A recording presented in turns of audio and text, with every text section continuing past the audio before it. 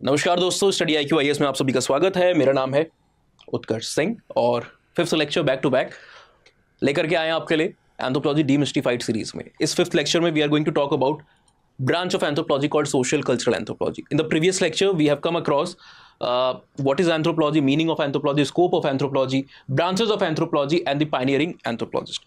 अब branches के अंदर में हमारे पास 9 मिनट के अंदर में एक एक ब्रांच को डिटेल में जिक्र करने का समय नहीं था, तो आज हम इस लेक्चर में वही करने वाले हैं। ऑलराइट, देखिए सोशल कल्चरल एंथ्रोपोलॉजी, एक तो टर्मिनोलॉजी में कई बार एस्पिरेंट को कंफ्यूजन होता है कि सर सोशल बोले, कल्चरल बोले, क्या बोले। इसकी डेवलपमेंट को समझने की कोशिश कीजिए। ब्रिटिश एंथ्रोपोलॉजिस्ट जो थे या British anthropology, British school of anthropology के अंदर में जो टर्म प्रेफर होता था वो सोशल का टर्म प्रेफर होता था। सोशल एंथ्रोपोलॉजी वो लोग कहते थे। सोसाइटी के ऊपर फोकस था। सोसाइटी क्या है? लोगों का इंडिविजुअल से बना हुआ एक जो अरेंजमेंट है ना, उसको आप सोसाइटी कह रहे हो। सोसाइटी क्या है? एक तरीके से कलेक्शन ऑफ पीपल है, लोग आपस में इंटरैक्ट कर रहे हैं उसके अंदर में, इंटर रिलेटेड, इंटरडिपेंडेंट एक दूसरे के ऊपर। सोसाइटी वही है आपकी।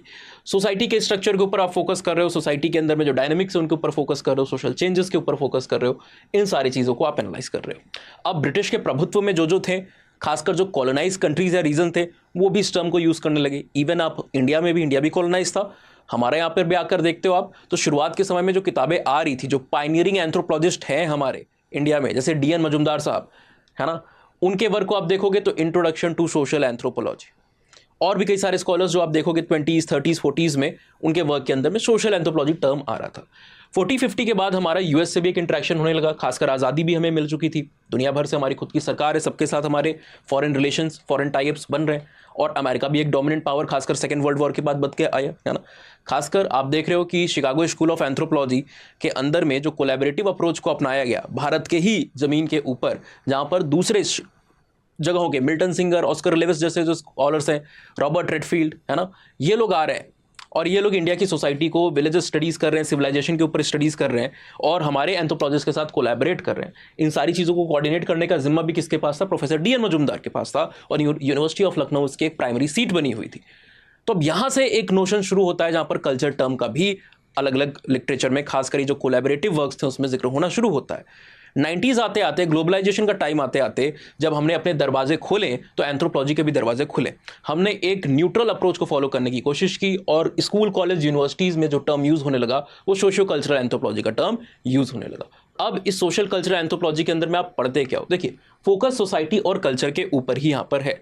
सोसाइटी क्या है? ग्रुप ऑफ इंडिविजुअल्स के रूप में आप इसको देख रहे हो। यहाँ पर आप social group, institution, social association, इन सबको आप पढ़ रहे हो। तो जहाँ पर इन ग्रुप्स को, इंस्टीट्यूशन को, एसोसिएशन को कौन बना रहा है? ये इंडिविजुअल से बन रहे हैं ना। कोई भी ग्रुप कैसे बनता है, कोई भी एसोसिएशन कैसे बनता है?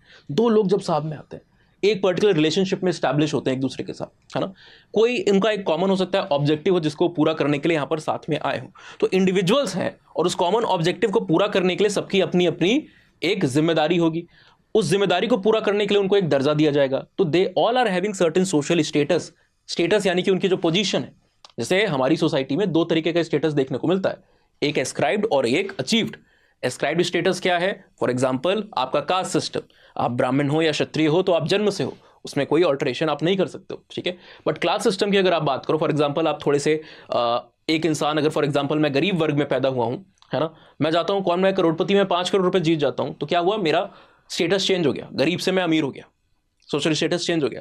अगर मुझे गलत आदतें लग जाती हैं, मैं गैम्बलिंग करने लगता हूँ, पैसे हार गया, उल्टे थोड़ा और कर्जा हो गया, तो ये क्या हुआ? वापस से मैं आ गया। तो मोबिलिटी भी यहाँ पर हो रही है। तो स्टेटस को पढ़ते हैं, और हर स्टेटस के साथ जुड़ा हुआ एक रोल होता है। एक इंडिविजुअल के कई सारे स्टेटस, कई सारे रोल यहाँ पर हो सकते हैं। हर स्टेटस के साथ कुछ रोल आपको जुड़ा हुआ देखने को मिलता है। जैसे स्पाइडरमैन के अंदर में डायलॉग है कि with great powers come great responsibility, similarly with status also there comes certain roles. तो हर किरदार के साथ एक भूमिका यहाँ पर जुड़ी हुई आपको देखने को मिल रही। सोसाइटी को तो हमने पढ़ाई, सोशल स्ट्रक्चर को पढ़ा, है ना। सोसाइटी के अंदर में सोशल स्ट्रक्चर को आप पढ़ रहे हो कि सोसाइटी के जो पार्ट हैं वो आपस में किस तरीके से अरेंज्ड है। जो अलग अलग पार्ट हैं उनका अरेंजमेंट, इंटर रिलेशनशिप, ये क्या सोशल स्ट्रक्चर को दिखाता है। जैसे आपके घर का एक स्ट्रक्चर है, उसकी एक मैप है, उसका एक अरेंजमेंट है, चीज़ें अरेंज्ड हैं, दरवाजे, खिड़की, छत, जमीन, दीवारें, इन सब का एक पैटर्न है ना। तो उसी तरीके से आप जैसे घर का अरेंजमेंट देख रहे हो, उसी तरीके से सोसाइटी का भी अरेंजमेंट जब आप देखते हो तो उसको सोशल स्ट्रक्चर के फॉर्म में आप देखने की कोशिश करते हो। अब कल्चर के ऊपर भी हमारा फोकस होता है, खासकर ह्यूमंस हैं। ह्यूमन के बारे में कहा जाता है कि कल्चर काफ़ी ह्यूमंस के लिए यूनिक है। टाइलर अपनी डेफिनेशन के अंदर में कहते हैं कि culture is a complex whole which includes knowledge, believe, art, custom, moral, law and any other habits acquired by man as a member of society. ठीक है, तो क्या कह रहे हैं, एक्वायर्ड बाय मैन, मतलब इंसान के पास ये एबिलिटी है, कल्चर यूनिक है ह्यूमंस के लिए। हर्स्कोविट भी कह रहे हैं कि culture is man made part of the environment, फिर से वहां पर मैन आया। इवन मेलिनोस्की भी कह रहे हैं कि कल्चर क्या है, ऑपरेटर्स इंस्ट्रूमेंटल रियलिटी है जो ह्यूमन की, मैन की नीड को फुलफिल करने के लिए आया हुआ। तो हर जगह मैन मैन यहां पर है। तो जब आप मैन को देखोगे, एक जगह पे कोई है, दूसरी जगह पर कोई और ह्यूमन है, सबका अपना अपना कल्चर है और सबके कल्चर्स अलग अलग है। फॉर एग्जाम्पल, केरला में जाते हो, मालबार कोस्ट के रीजन में आप जाकर के देखते हो तो वहां पर नायर्स की कम्युनिटी होती है। नायर्स की कम्युनिटी में आपको जो मैरिज देखने को मिलेगी काफी यूनिक है। शुरुआती समय में, आज से बहुत सालों पहले आप जाओगे, ब्रिटिशर्स और उनके भी आने से पहले आप देखोगे तो जो ट्रेडिशनल मैरिज होती थी वो काफी पॉलीएंड्रस स्ट्रक्चर की होती थी। एक बार शादी कब हो रही है, जब आप अभी प्यूबर्टी की स्टेज पे गर्ल नहीं पहुंची है तो उसकी शादी हो रही है, जिसको आप ताली केटु कन्यानम कहते हो। वो मैरिज हो गई, एक मॉक मैरिज है, नकली मैरिज सरल भाषा में आप कह लो। उसके बाद हस्बैंड अपने रास्ते, वाइफ अपने रास्ते, हो सकता है वो कभी आपस में एक दूसरे से मिले भी ना, है ना। कभी कभी होता है कि हस्बैंड की डेथ हुई तो वहां पर जो वाइफ है उसको विजिट करने के लिए कभी कभी अपने बच्चों के साथ चली जाती है, लेकिन कोई भी एक दूसरे के प्रति रिस्पॉन्सिबिलिटीज नहीं। और बाद की स्टेज में जो विमेन है वो कई सारे संबंधन पार्टनर्स को या फिर हस्बैंड्स को अक्वायर कर सकती है। तो यूनिक कल्चर है। फीमेल जो है उसकी लाइन में वेल्थ जा रही है। हमारे यहाँ क्या है, फादर से सन के पास वेल्थ जाती है, बट ऐसा वहां पर नहीं हो रहा है। नायर्स के बीच में मदर से डॉटर के पास जा रही है, बट मैनेज कौन कर रहा है, अंकल कर रहे हैं, जिसको आप कर्णावरम कहते हो। ठीक है, सिमिलरली खासीज के बीच में आप जाओगे, वहां पर क्या है, आपको देखने को मिलेगा कि एक यूनिक सिस्टम यहां पर भी मेट्रीलिनियल सिस्टम फॉलो हो रहा है। आप टोडास के बीच में जाओगे साउथ इंडिया के रीजन में, या फिर खासास के बीच में जाओगे जौनसारी रीजन के अंदर में, उत्तराखंड के रीजन में, तो वहां पर पॉलीएंड्रस सिस्टम है। एक विमेन के एक से ज्यादा हस्बैंड है, जैसे महाभारत की कहानी आपने सुनी थी ना, उस तरीके से। अब वहां पर तो सिचुएशन बस ऐसा हुआ था, कंडीशन ऐसी थी, बट यहां पर एक कल्चर का पार्ट है। तो कल्चर के अंदर में जो मैरिज आपको देखने को मिल रहा है, मैरिज का सिस्टम है, फैमिली है, रिश्तेदारी है, रिलीजन है, बिलीफ है, इन सब के अंदर में वेरिएशन आता है।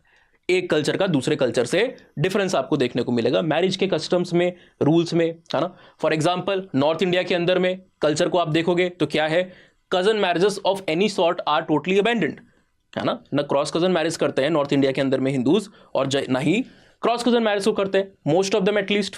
ठीक है, साउथ इंडिया में जाओगे आप, क्रॉस कजन मैरिज होती है। इवन महाभारत के लिटरेचर में देखोगे तो वहां पर क्रॉस कजन मैरिज का जिक्र आपको देखने को मिल रहा होता है ना।